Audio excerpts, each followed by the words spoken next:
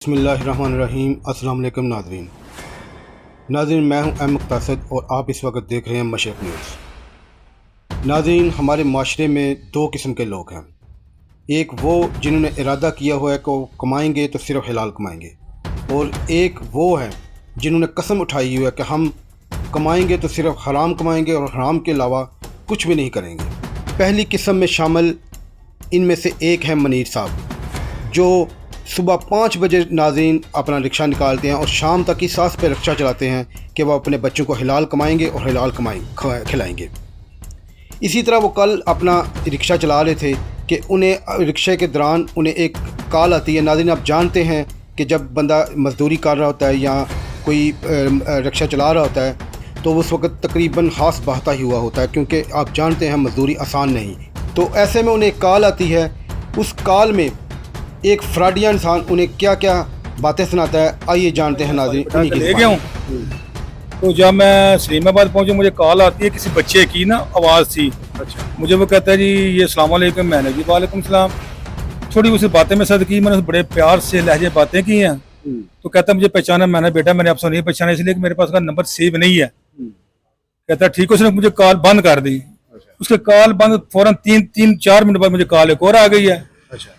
एक बंदा मुझे कॉल कीजिए, मनीर साहब है। मैं कहा जी मनीर बात कर रहा हूँ, आप ये साइड पे हो जाए, रिक्शा रोक दें साइड पे और आप अकेले हो जाएं, कोई बंदा आपके पास ना हो। अच्छा। मैंने कहा यार मैं मसला क्या, मुझे कहता है आपको थाने से कोई कॉल तो नहीं आई या मुंशी ने कोई आपको कॉल तो नहीं की? मैं कहा यार मुझे किसी ने कोई कॉल नहीं किया। तो कहता है जी आपके बेटे के साथ ये वकूआ पेश हो गया, उसके पास केस आ गया, उसको मैंने पकड़ा हुआ है। अच्छा। तो हम थाने से बोल रहे हैं। मैंने कहा सर मैं थाने हाजिर हो जाता हूँ, मैं थाने आ जाता हूँ। कहता मैं थाने नहीं आपने आना, आप ऐसा करें मैं आपको लोकेशन भेजता हूँ।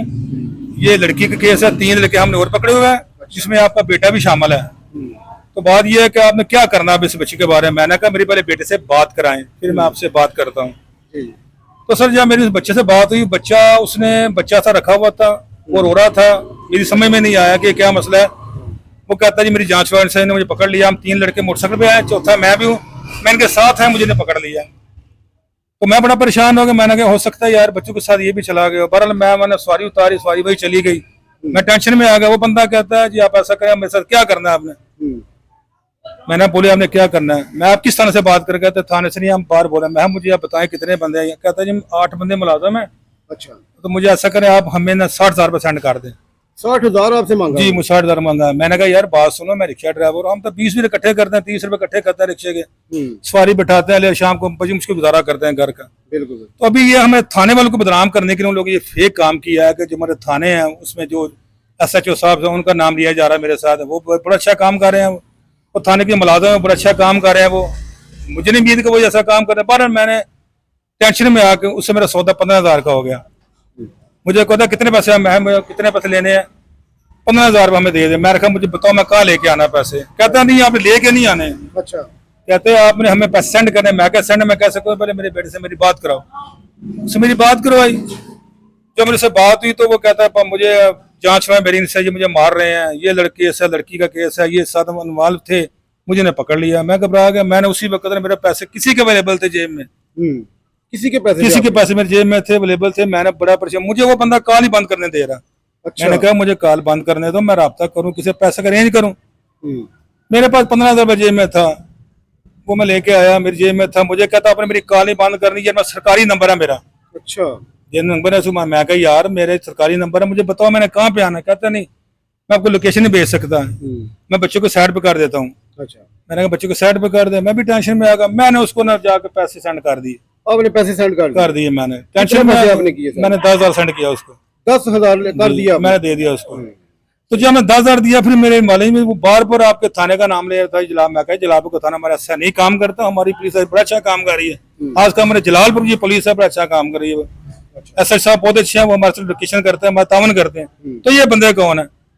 तो जब मैं घर के करीब गया, उनको पैसे सेंड करके देखा, बेटा मेरा सामने खड़ा था। अब वो कॉल उसकी चल रही थी मेरे साथ। अच्छा। उसने मुझे आपके सामने खड़ में था, लेकिन उसकी कॉल चल रही थी। कहता आपने कॉल बंद नहीं करनी, बाकी पैसे भेजो। अच्छा। तो मैं बेटे को देखा, मेरा तकरीबन मुतमिन हो गया मैं। फिर मेरा बेटा घर पे, फिर मेरी उससे बात हुई कॉल चलते हुए, उसमें तलकलामी हो गई, उसमें गाली दी। मैंने भी उसको अच्छा बड़ा बोला, मैंने कहा ये पैसे सेंड कर वापस मुझे।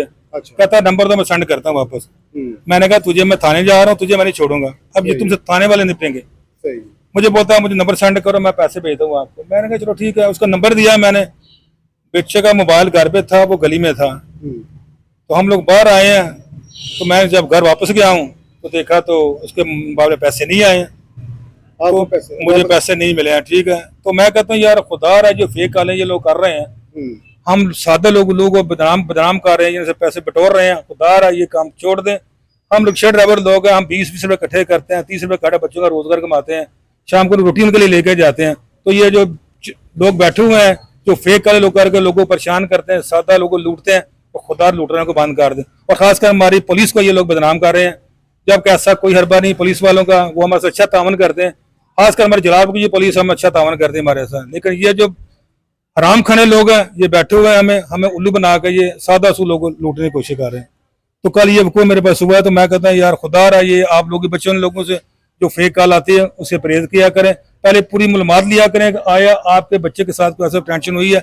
मैंने सुना कि काफी लोग इस तरह फेक कॉलें हुई हैं। अच्छा। एक बंदे के साथ नहीं, मैं जब साथ मेरे वकूआ हुआ है तो 3-4 बंदों ने बताया कि हमें भी इस तरह कॉलें आ चुकी हैं। ये जलाब जट्टा में वैसे बाकी जिस बंदे से मैंने पैसे सेंड करवाए हैं ना, उसने मुझे बोला देखो मुझे भी ये कॉलें आई हैं आज से हफ्ता पहले।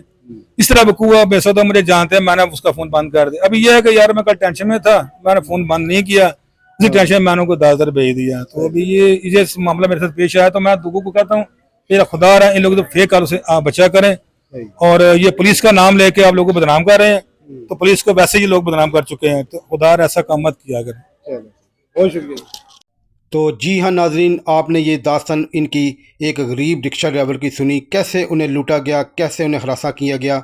तो मैं अब नाजरीन और हुकूमत से, रियासत से अब यही अपील करूँगा कि खुदारा इस फ्रॉड को, इस धोखेबाजों को रोकें और जो मनीष साहब की रकम है उन्हें वापस दिलाकर दम लें। मैं DC deputy commissioner of Gujarat और मरियम नवाज साहब से भी यही अपील करूंगा कि खुदारा इनकी रकम इन्हें वापस दिलाएं। एक मज़दूर को पता होता है कि वो कैसे रकम कमाता है और वो किस तरह कमाई जाती है, इससे बेहतर, मज़दूर से बेहतर कोई नहीं जानता।